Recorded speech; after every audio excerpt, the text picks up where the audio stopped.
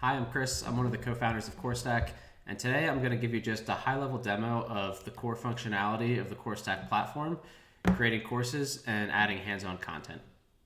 So when you join the platform as a creator, you're going to get presented with the courses page here. I've already got a few courses created myself, but if you don't yet, it's really simple to add a new one. Just hit create new course, create, and then that will give you the shell of your course here, which you can go in and edit. I'm going to get into one that's already got a bit of content, so it's a little bit better for us to look through what you can do.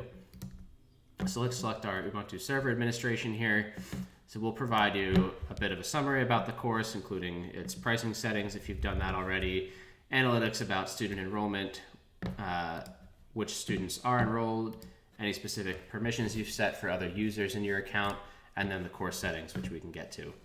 But to start editing our course and creating content, we can go ahead and hit the edit content button up here. And that's going to drop us into the first chapter and the first lesson of our course. So this is what the course editor looks like. We've got all of the basic content types that you would expect out of a traditional LMS. So text and images come in a markdown format, which is really nice for a lot of technical content. We support video embedded from any other video hosting platform like YouTube and Vimeo. And then we've got our three hands-on content types: systems, which also supports system groups, which are networked together, Jupyter Notebooks, and code workspaces. You can add in multiple choice questions, embed external content like Google Forms or other forms. Surveys are popular, as well as as well as show files like PowerPoint slides, PDFs, other collateral you might want to make available to the student. So that's all very straightforward and hopefully easy to follow along with. What I want to touch a little bit more specifically on is our hands-on content types, specifically systems and workspaces for this demo. So a system is simply a virtual machine hosted by CourseStack that your student will have access to and that you can configure to be however you want. To add a new system to a course, we go over to the left panel here, select Add System, give the system a name, and then choose from one of our available images.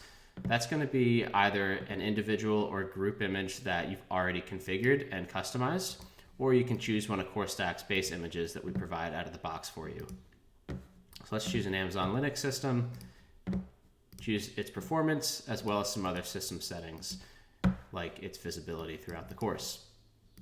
Once we create that, then if we go back to our lesson content, we'll be able to add a new system and see that available in our drop-down list here. Now, what that looks like for the student, if you want to preview that, you can select preview and see we've got my course system, we have the new system that we just launched. I'm going to go ahead and launch that now. Then we also have a code workspace, which I'll go through.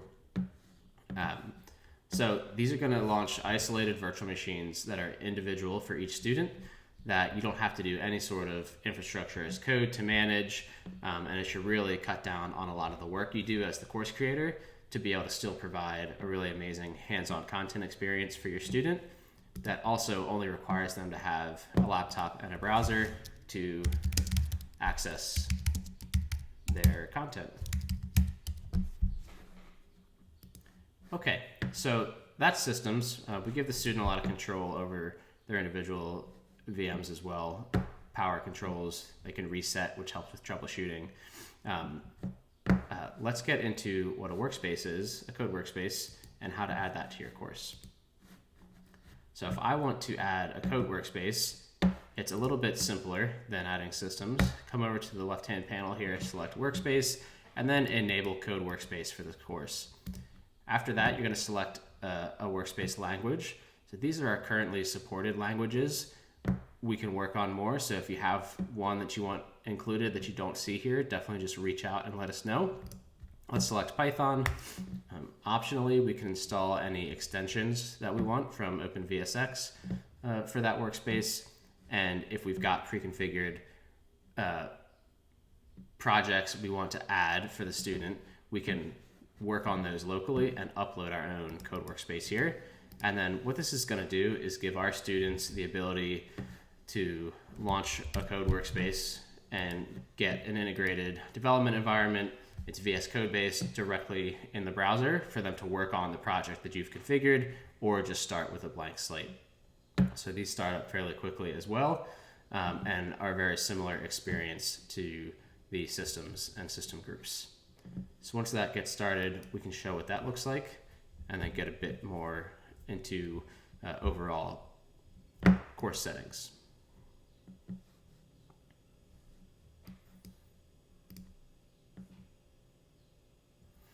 All right, let's come back to that. It should only take a few more seconds. Oh, here we go, just in time. All right, so you see our workspace is launched. Since I didn't include my own file already, my own existing project, we can create a new one, new Python file.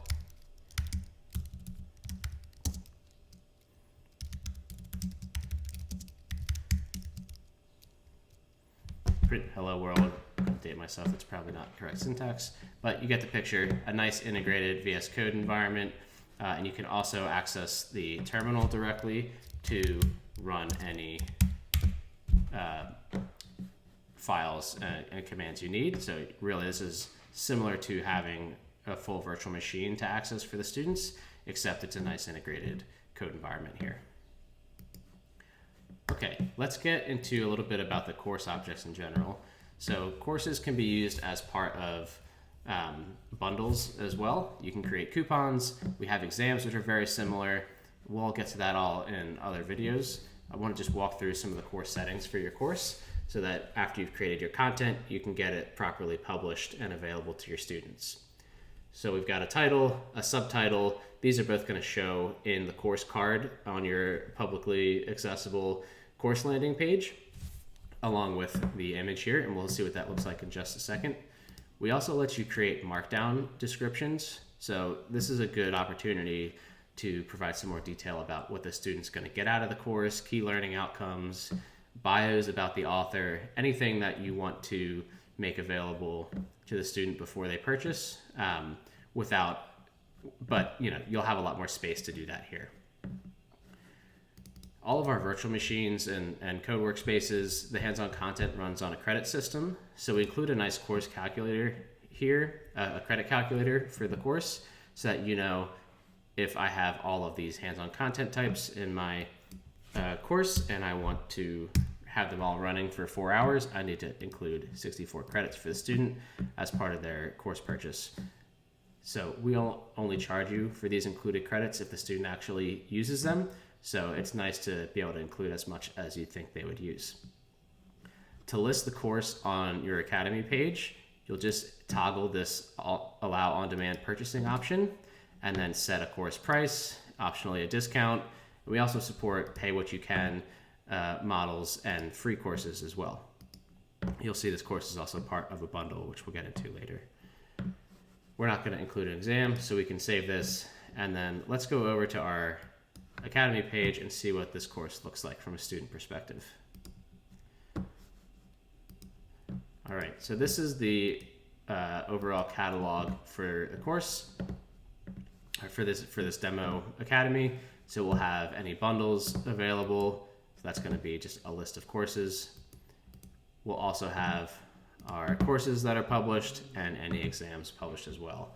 So I am already enrolled in this. So when I select the Ubuntu Server Administration course, I'm going to see the course outline and also have the ability to resume and jump back into it. You'll see these systems that we just configured earlier. So I, as the student, can launch these now and go through with my content. You'll see this locked lesson here. As a creator, you can gate content throughout the course by including quizzes with required grades. So I won't be able to move on until I get the required grade for this quiz, which is 100%. Now that that's correct, I can move on to the final lesson and complete the course, and then share my completion nicely with folks on social media. If I wasn't already enrolled in a course, what this would look like, let's look at a different one here. This is a free course. It includes 20 credits. I can enroll as the student and it drops you right in. So again, very similar to what we just saw.